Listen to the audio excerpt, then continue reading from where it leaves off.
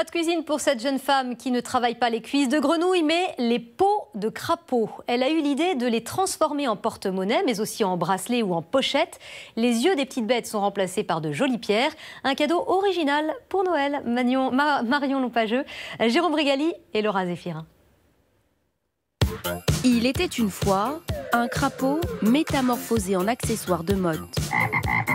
Cette transformation, Monika, styliste polonaise de 35 ans, l'a imaginée en 2010 après avoir reçu une petite grenouille en guise de cadeau porte-bonheur. J'ai trouvé ça déjà assez étrange, mais la peau fascinante. Quand je la touchais, je me suis dit, il y a quelque chose à faire de très fort et je pensais bijoux. Pour créer ces bijoux et accessoires, Monika cherche à faire de la récupération de cadavres d'animaux. Elle découvre alors l'existence de ces crapauds buffles, des batraciens déclarés catastrophe écologique en Australie. La styliste décide d'exporter leurs dépouilles une fois desséchées. 15 000 km plus tard, elles atterrissent ici, dans cette tannerie spécialisée. On les reçoit sous cette forme-là. On voit bien encore les pattes. Elles ont déjà été à moitié travaillées, elles sont tannées, donc prêtes à teindre.